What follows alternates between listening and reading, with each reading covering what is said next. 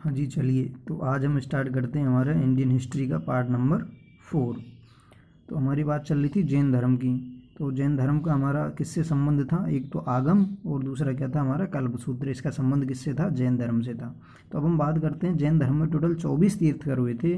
उन 24 तीर्थकरों में हम प्रमुख की बात करते हैं। तो पहले जो हमारे तीर्थकर हुए थे ऋषभ देव जी, इनका प्रतीक क्या था? इनका प्रतीक था हमारा सांड। और सेकंड जो तीर्थकर हुए थे वो कौन हुए थे? अजीतनाथ, और उनका प्रतीक क्या था? हाथी। बात करते हैं हम आपके 23वें तीर्थकर की। तो 23वें तीर्थकर कौन थे? हमारे पार्श्वनाथ थे, उनका प्रतीक क्या था?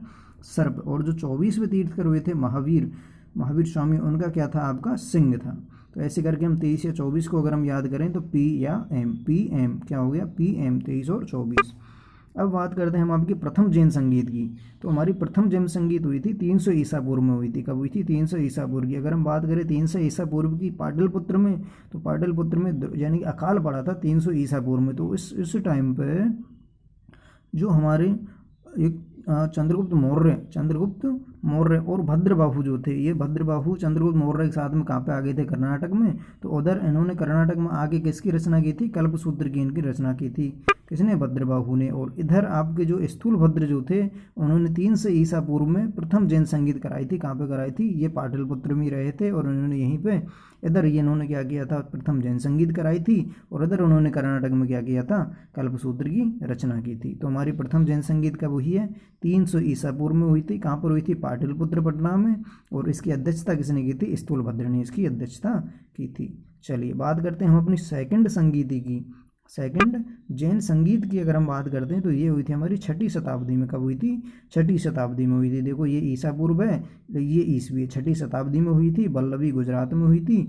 और इसका अध्यक्षता किसने की थी? क्षमा सरवण ने इसकी अध्यक्षता की थी। चलिए अब हम बात करते हैं खजुराहो के जो जैन मंदिरों का जो निर्माण करवाया था। खजुराहो एमपी में जो जैन मंदिरों का निर्माण करवाया था वो किसने करवाया था? चंदेल शासकों ने करवाया था। और मौर्यतर युग की अगर हम बात करें तो मौर्यतर युग में जो जैन धर्म का प्रमुख केंद्र था वो कौन सा था? हमारा मथुरा। कौन सा था? मथुरा, जो कि मथुरा कला से संबंधित था। अब हम बात करते हैं बौद्ध धर्म की। तो बौद्ध धर्म में लाइट ऑफ एशिया कहा जाता है हमारे गौतम बुद्ध को। किसे कहा जाता है? Light of Asia Gautam Buddha को। और उन्हें पीपल के पेड़ के नीचे, कब? पीपल के पेड़ के नीचे वैशाख पूर्णिमा के दिन इन्हें ज्ञान की प्राप्ति हुई थी। इसलिए पीपल पूर्णिमा या फिर बुद्ध पूर्णिमा कब मनाया जाता है? वैशाख पूर्णिमा को मनाया जाता है। और इनके ग्रह त्याग का प्रतीक किसे माना जाता है? घोड़े को माना जाता है। चलिए अब हम बात करते हैं आपके शैव धर्म की। तो शैव धर्म में लिंग पूजा का जो पहला वर्णन मिलता है वो हमें मत्स्य पुराण से मिलता है। और हमें पता है सबसे पुराना जो पुराण है वो भी मत्स्य पुराण है। और इसका सीधा सीधा संबंध किससे? हमारा आंध्र सातवाहन वंश से है। तो लिंग पूजा का पहला वर्णन कहाँ पे मिलता है? हमें मत्स्य पुराण में मिलता है। बात करते हैं आपके एलोरा मंदिरों का निर्माण किसने करवाया था? तो राष्ट्रकूटों ने बन करवाया था। कहाँ पर? महाराष्ट्र में। एलोरा मंदिर का निर्माण किसने करवाया था? राष्ट्रकूटों ने। बात करते हैं आपके तंजौर में राजराजेश्वर या फिर बृहदेश्वर जो शैव मंदिर है उसका निर्माण किसने करवाया था? तो उसका निर्माण करवाया था चोल शासक राजराज फर्स्ट ने करवाया था। अब हम बात करते हैं ऋग्वेद की। तो ऋग्वेद में शिव भगवान को क्या बोला गया है? रुद्र देवता बोला गया। शिव जी को क्या बोला गया है? रुद्र देवता बोला गया है। आगे बात करते हैं हम आपके प्रमुख संप्रदायों की। तो बरकरी संप्रदाय किससे संबंधित है? नामदेव से। बरकरी संप्रदाय का किससे संबंधित है? नामदेव से। आजीवक संप्रदाय का संबंध किससे है? मक्खलीपुत्र गोसाल से है। और अनिश्चयवादी संप्रदाय का संबंध किससे है? संजय बैठलीपुत्र से। लिंगायत ये हमारा जो संप्रदाय था ये मेनली कहाँ पे था? हमारा दक्षिण भारत में था। कौन सा? लिंगायत संप्रदाय। और लिंगायतों में शून्य संपादने को क्या माना गया है? धार्मिक ग्रंथ माना गया है।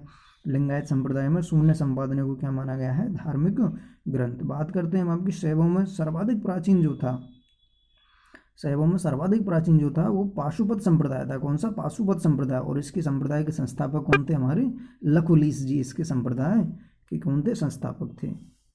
बात करते हैं हम आपके वैष्णव धर्म की। तो वैष्णव धर्म में एक अंगूर वाट का जो मंदिर है ये पूछ लिया जाता है। अंगूर वाट का जो मंदिर है ये कहाँ पे? हमारा कंबोडिया में। ये कहाँ पे बना हुआ है? कंबोडिया में। और ये किसको समर्पित है? भगवान विष्णु को समर्पित है। जिसका निर्माण किसने करवाया था? तो कंबोज राजा हुए थे सूर्यवर्मा सेकंड, उन्होंने किसका निर्माण करवाया था? अंगकोर वाट के मंदिर का निर्माण करवाया था। कब करवाया था? 1113 से लेकर के 1150 तक इसका निर्माण करवाया था। बात करते हैं हम आपके इस्लाम धर्म की।